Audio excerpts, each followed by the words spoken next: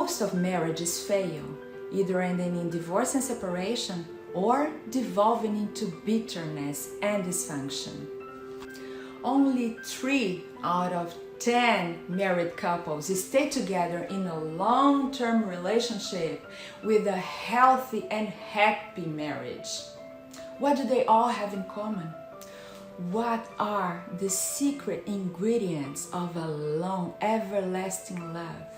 What are the secret ingredients of a good marriage, of couples that stay together for 20, 30 years? They all have something in common, that's for sure. Tolstoy once said, "Every unhappy family is unhappy in their own way." But is it so? Or do all unhappy families have this toxic ingredient in common?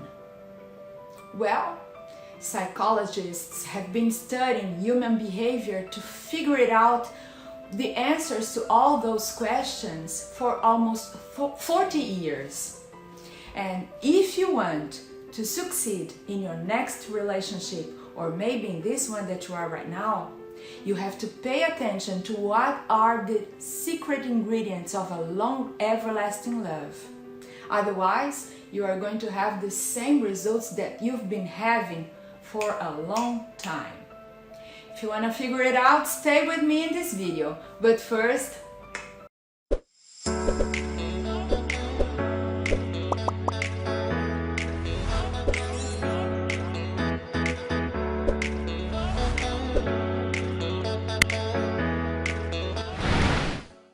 hi there, gorgeous souls! Welcome back to my channel. And if you are new here, I am Babs. And in my channel, you may expect self-development, spirituality, quantum jumping, becoming the best version of yourself, and helping you to see things from a different point of view.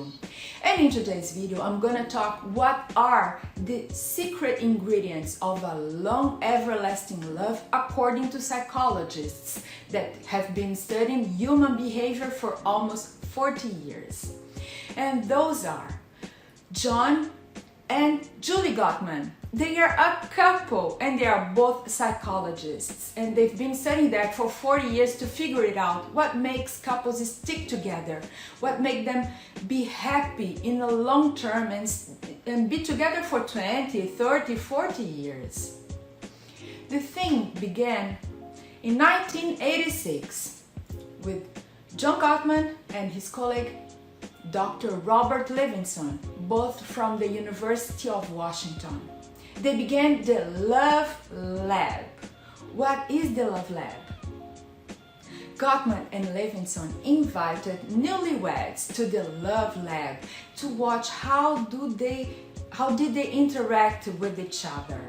With a team of researchers, they hooked up the couples with electrodes and asked them to speak about their relationship, including simple details like how did you meet, what is the biggest challenge that you are facing together, tell me something about your day, tell me what do you appreciate about her or about him, and they watch how they would interact with each other.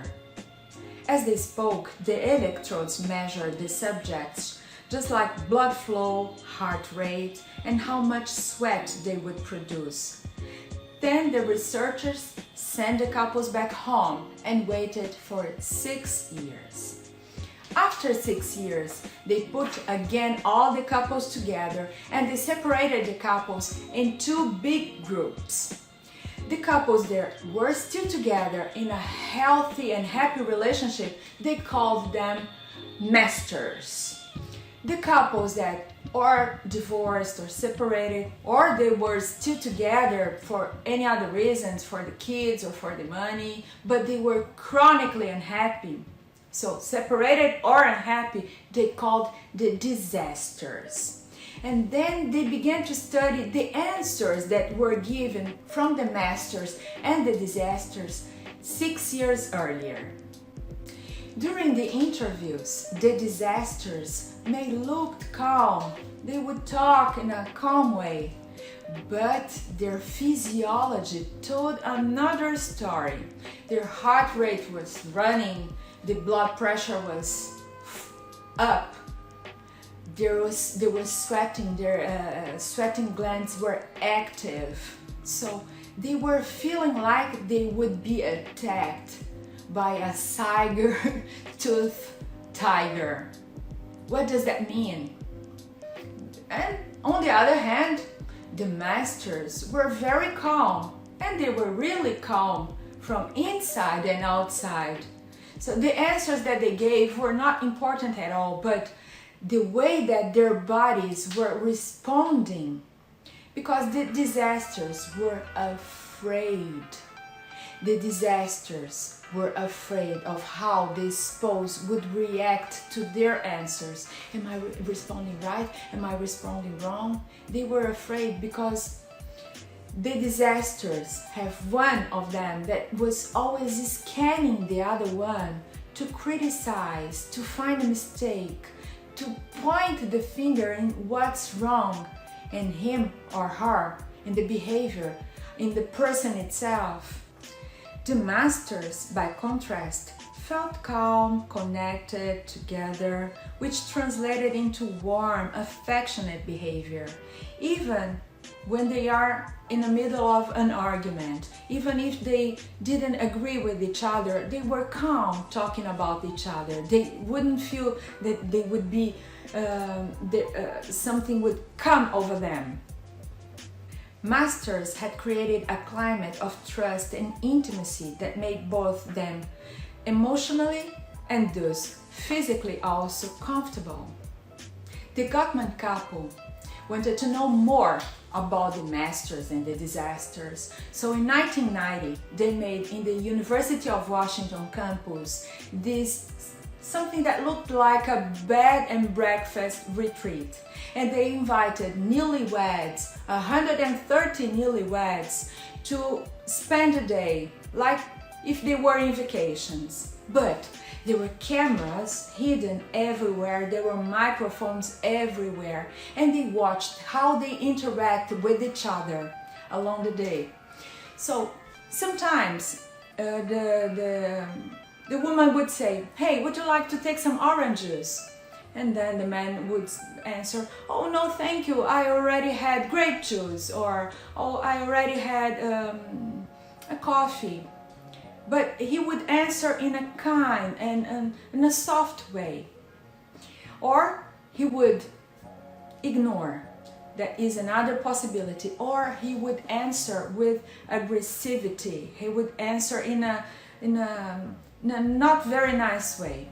And they call those positive bids or negative bids. It doesn't matter if the answer is yes or no, but more important is the way. You know, tone makes the music. If he said, "No thank you," or "Yes please," that would be a positive bid. If he said, "Don't you see, I only take black coffee," that would be a negative bid. Or if he ignores, that would also be a negative bid. They could predict from almost 94% which couples would stay together after 6 years and become masters. The disasters only respond positively. Out of 10 bids, to 3. The masters, on the other hand, out of 10 positive bids, they would respond to 9 times positively. And they could see the long-term reaction of those couples because they were studying it. So a positive bid is when you turn towards your spouse, and a negative bid is when you ignore or turn away from your spouse. People who turned toward their partners in the study responded by engaging the bidder, showing interest and support. Those who didn't, those who turned away, would not respond or respond minimally and continue doing what else they were doing. like watching television, like looking at their phones, or minding their own business, but just ignore their spouses. That's as hurtful as turning away in a negative. People who turned toward their partners in the study responded by engaging the bidder, showing interest and support in the bid. Those who didn't, those who turned away and would not respond or respond minimally and continue doing whatever they were doing, like watching television or looking at their phones, this would be the negative. Sometimes they would even respond with hostility. Leave me alone, don't you see that I'm busy here? These bidding interactions had profound effects on marital well-being. Couples who had divorced after a 6-year follow-up had turned towards bid 33% of the time. Only 3 of 10 of their bids for emotional connection were met with intimacy. There is a habit of mind that masters have. They are scanning the social environment to see what are the things they are grateful for. And the disasters, on the other hand, are not scanning the environment, but they are scanning the partner to see what's wrong with them, so they would criticize, sometimes bully their partners. How do they want to have a healthy marriage, a healthy relationship? Bullying their partners. And sometimes they do that because they've learned that at home, on the way that their parents would treat each other, or in the way they were treated by their parents, and they are repeating the pattern. Doesn't matter what is the reason, but the thing is, when that happens, the relationship is going to fail.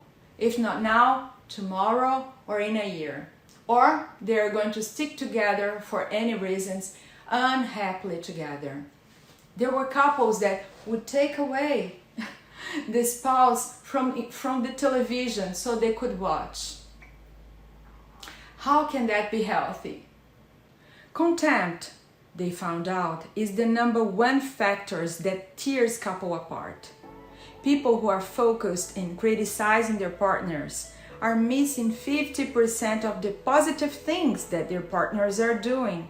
And they only see the negativity, and they see things that they are not there.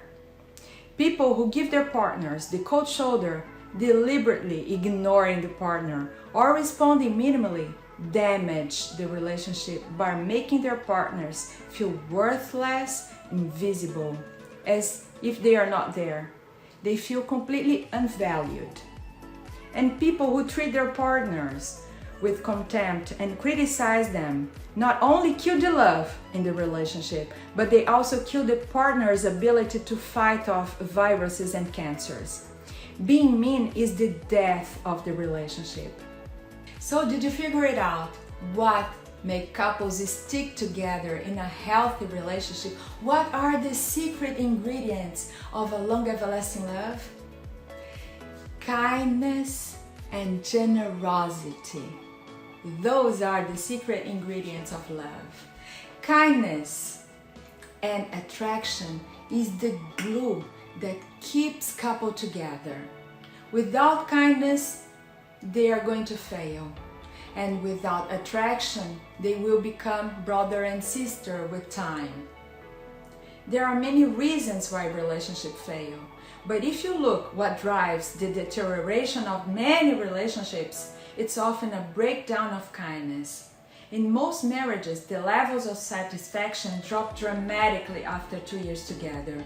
But among couples who not only endure but live a happy together life for years and years, the spirit of kindness and generosity guides them forward. Well, you might say, or somebody is kind or is not, but it's not that simple. Kindness can also be as a muscle. If you want to learn anything in life, you have to practice.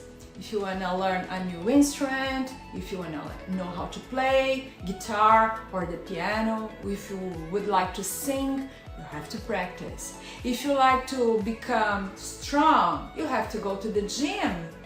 And you have to do that often and consistently, so you will become strong. The same way, if you would like to learn a new language, anything you would like to know new, you have to study, you have to put effort, you have to put time. Kindness can also be the same, can be just like a muscle. You can practice kindness with your partner, with your father and mother, with your kids, with your friends, with yourself, why not? With strangers. Kindness and generosity can also be learned. So you have to work out that kind muscle in order to have a long-lasting relationship. Would you like to have your next one succeeding, or would you like to die alone and bitter, making symbiosis with the couch and watching television with nobody by your side to make you a tea when you are sick? What kind of life would you like to have when you come of age? So choose kindness above everything. Choose kindness. If you want to change your story now, change the way you behave towards your partner. There is always time, and it's a cycle. If you change the way you behave right now, your partner will also change with you. Begin with practicing small acts of kindness, like when you wake up, good morning. How often do you say good morning? How often do you talk to your partner? How often do you ask him or her, what are your dreams? How was your day? How often do you share your fears, your more intimate dreams? How often do you communicate? Contempt, making the other one feel invisible, is the number one horse of the apocalypse of a relationship. Don't build a wall between you and your partner, looking at the phone and not raising your eyes when you talk to him or her. What's more important in your life? The television show or the person that you chose to love? Who is more important? All the women on the internet or the woman that you say you love? Where does your attention go to? Reflect, think about that. Let it sink. Don't lose an opportunity to be nice, to be kind, to be cool. When you go to the kitchen, ask, would you like me to bring something to you? Small acts of kindness during the day with consistency. Do that and see your life transformed. Make a list of the things that you appreciate in your partner. Even if you have 1 zillion things that you think you have to complain, begin with the list of the things that you appreciate on him or her. And tell them, give them compliments. Study what are their languages of love, because we have 5 different languages of love. Some people like words of appreciation, some people like physical interaction, some people prefer gifts. Find out what are the languages of love of your loved one and use those languages to talk and communicate. Let the door of communication always open. It doesn't matter if you are rich, poor, old, new, hetero, gay. It doesn't matter. The more important is kindness and generosity, and keep the flame going on. No contempt, no criticism, not the finger on the nose, no bully. being the best version of yourself. If you are so charming and so nice with people that you just met, why aren't you also with this person that is by your side for 10 years, for 20 years? Don't take them for granted. No. When you are going to get out with your loved one, prepare yourself. Take a shower, make a nice hair, put perfume, give them compliments. Some people like to open doors or pull chairs. I don't know what's your style, but put kindness and small acts in your relationship with your loved one. Then everything is going to be okay. I hope you enjoyed this video, and if you did, please put a thumbs up. And let's keep in touch. Hit the subscribe button and the bell button so you won't lose any of the good content that I make with so much love. And talking about love and long everlasting love with kindness and generosity, if you wish to put more love into your life, I've made a meditation to attract more love and to manifest love into your life. You can watch this meditation now. And please remember, feeling safe in someone's energy is a different kind of intimacy. The feeling of peace, protection, acceptance is really underrated. I wish you a lot of peace and love. Thanks for watching my video, and namaste.